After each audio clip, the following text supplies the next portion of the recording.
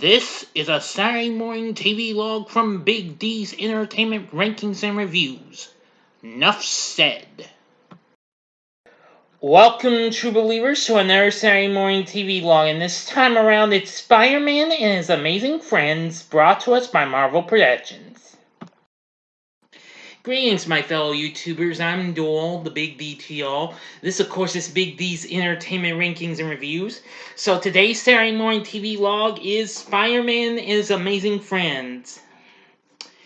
The show is an animated superhero series produced by Marvel Productions, which this would be their first series, as the studio was formerly the Patty Freeling, but this would be their comeback after their recent attempt, Spider-Woman, wasn't quite so big. Originally premiering on NBC, the same year that there was also a solo Spider-Man series, but that would be showing syndication, which that might show up in a future episode. Though it was considered to be a crossover series connected to the solo series, the show stars already established Marvel Comics characters of Spider-Man, of course, alias Peter Parker, and Bobby Drake, alias Iceman, plus an original character called Firestar, whose real name was Angelica Jones. Now, they were originally to have Human Torch in this, considering he was not in the recent New Fantastic Four cartoon in '78. Oh well. But as a trio called the Spider Friends, they fought against various villains, mostly old and new, of the Marvel Universe. Well, plus some originals anyway.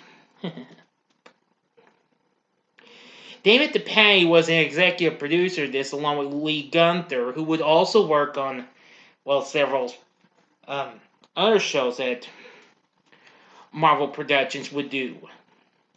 Dennis Marks, who also is a producer on this, would write episodes, and he'd also lend his voice to the series as well. Now, this, of course, would be one of the main shows to come on NBC that year. One of their... Actually, it would be, let's see...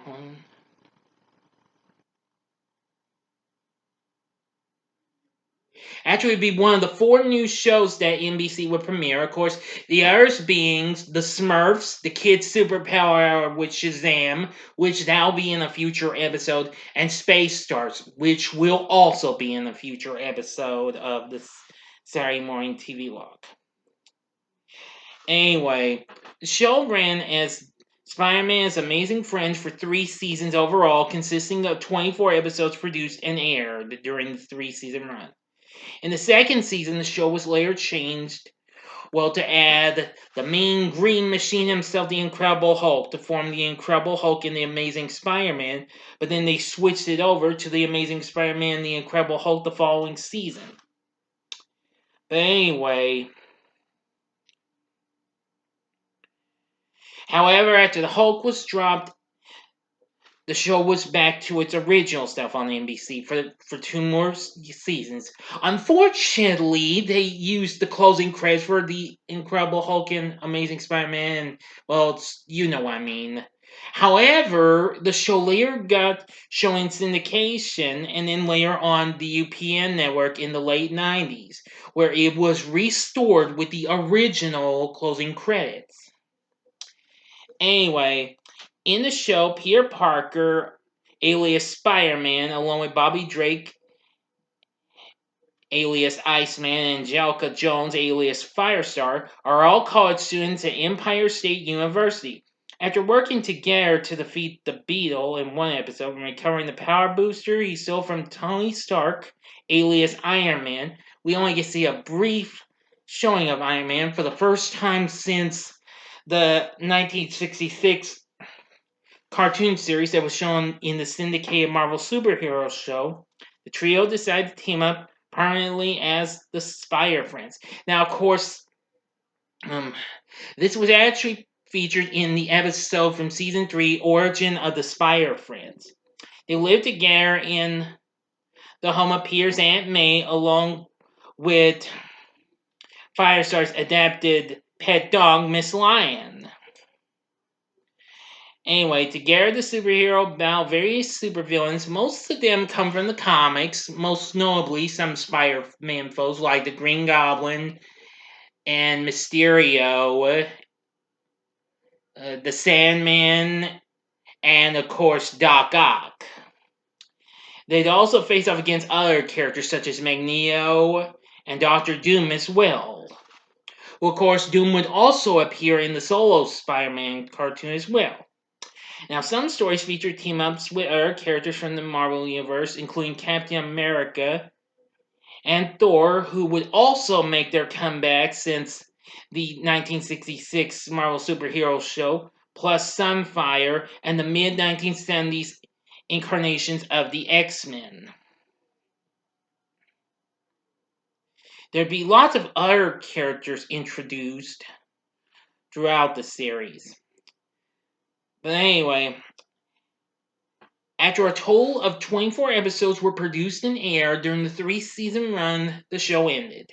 But like I said, later got rerun in syndication, the UPN network, and I do believe that, well, when the Spider-Man movie came out in 2002, the show later got to be shown on some occasions on ABC Family, pre-Freeform, and then again on Disney, Toon Disney, and also, I think, more recently, part of the Marvel mashup on Disney XD, as scenes from the show were recut, edited, and redubbed into comical shorts, if you've seen them.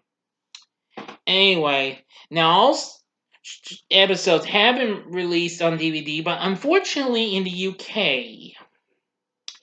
But it's never been released in the US though. However, the show did get streamed on Netflix from 2011 to 2015.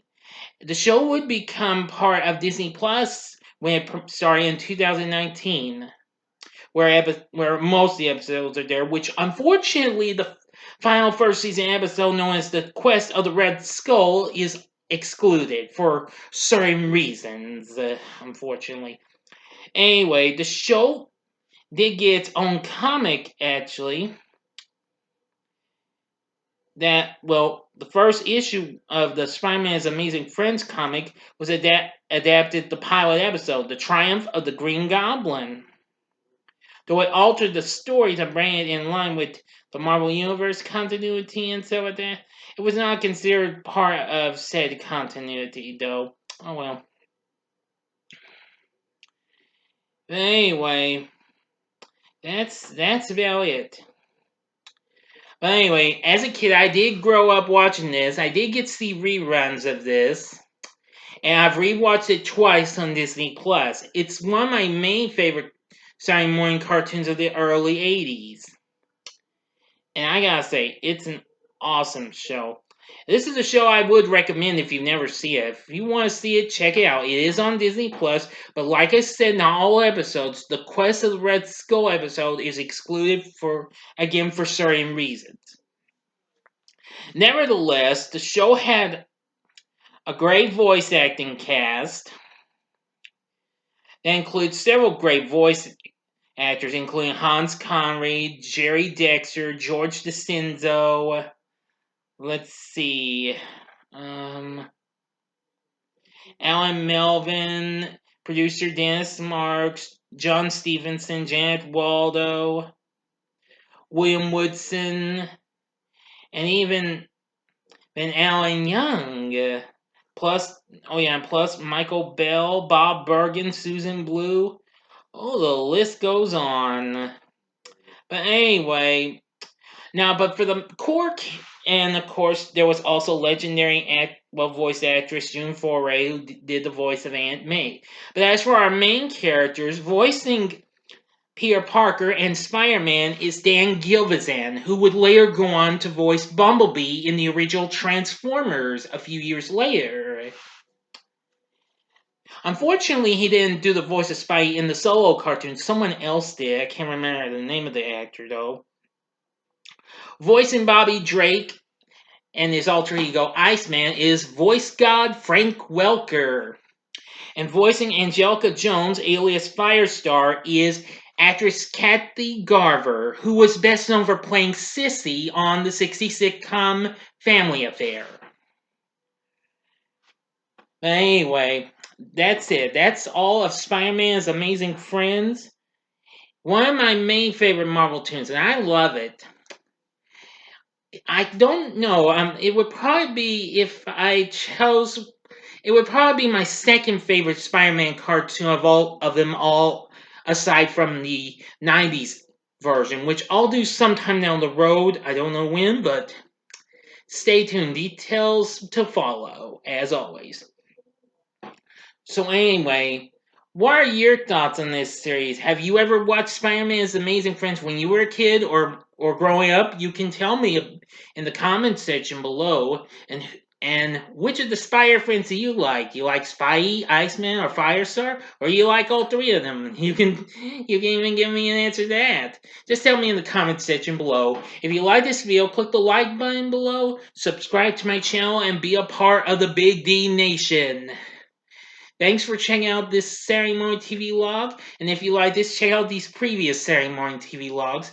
In the upper left-hand corner is the Saturday Morning TV log I did for the original Spider-Man cartoon from 1967. The upper right-hand corner is the Saturday Morning TV log for Spider-Woman I did a couple of weeks back. Or if you want to take a little pause from Marvel, go to the bottom left-hand corner and see last week's Saturday Morning TV log of Space Sentinels from Filmation, produced in 1977. In the bottom right-hand corner is the button you can click to subscribe if you like rankings and reviews on movies, TV, music, video games, etc., as well as the Saturday Morning TV log. Then I'm your guy. Thanks for watching, and next week's Saturday Morning TV log is the all-new Super Friends Hour. Until next time, I'm the Big D saying see ya.